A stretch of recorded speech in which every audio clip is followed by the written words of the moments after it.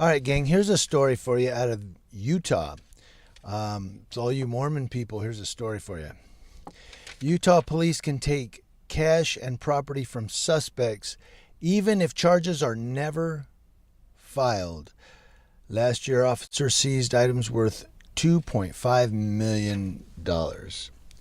Now, they're saying that police in Utah last year, 2017, took more than $2.1 million in cash under a state law that allows officers to seize someone's property even if they have never been charged or convicted of a crime. It's called civil asset forfeiture, and it is a process that allows law enforcement to take personal property even if police believe the items are connected to criminal activity.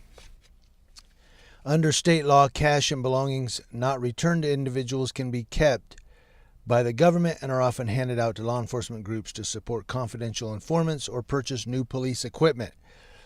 Well, of course, new police equipment. What else would they do with your money?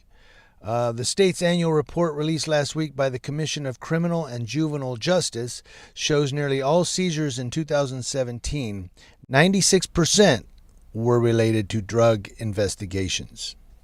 And nearly all of the property that was seized was cash, though police agencies also reported that they took cars, gambling machines, and other items. The value of those items were estimated at just over $400,000. The amount of cash taken by Utah police agencies is on the rise. No kidding. And in 2016, police seized more than $1.4 million. Now, police agencies say civil asset forfeiture laws help to keep criminals from profiting from their illegal activities. But critics have expressed concern that the practices may be sweeping up innocent people who don't have the money to fight the government in civil court to get their property back. Sort of like Leon Valley, isn't it? Leon Valley, Texas. Of the 334 cases reported last year, more than 60% ended in default rulings, meaning the owner never made an attempt in court to get their property back. Well, many of them, particularly the innocent ones, don't have the money to fight this, nor the education, maybe.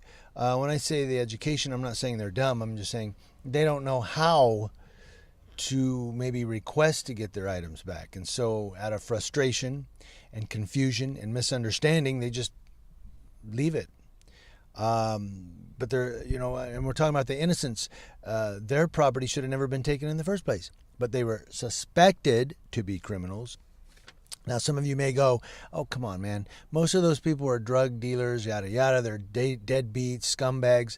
Yeah, but how many times have we heard, even just this year alone, of police kicking in the wrong door and going, oh, shit, wrong house. Sorry, build a police department, right? And then one lady they interviewed on the news,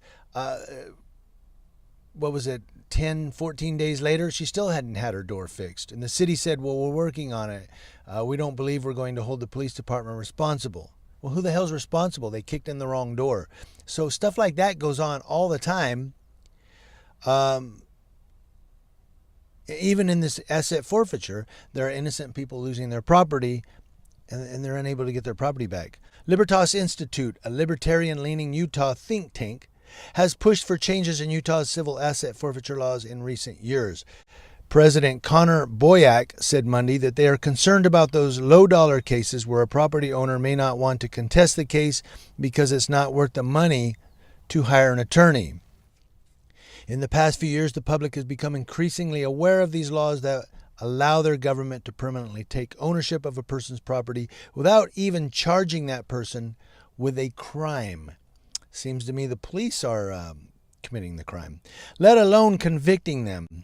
He said, I think it really rubs people the wrong way to find out the government can take things from innocent people. Welcome to America. Boyack said his organization takes no issue with police seizing property from actual criminals, but says the process should be changed so that only those who have been convicted in court lose their property. I agree. If you're not convicted, and you shouldn't have to go through some process to get your property back. They should call you and say, come get it. There you go. Bye. Sorry, you weren't convicted. You were acquitted or not guilty or what have you. But they don't do that. There's a process you have to go through to get your property back, even though you're innocent. I want to know what you guys think about this. Let me know. Do you agree or disagree with state asset forfeitures? And do you think the law should be changed, or do you think, hey, they're taking criminals' property? That's good. They can't do drug dealings or what else with this property. I want to know what you guys think. News Now Ukaipa, keeping you informed as always, and I will put a link to the story in the description box below.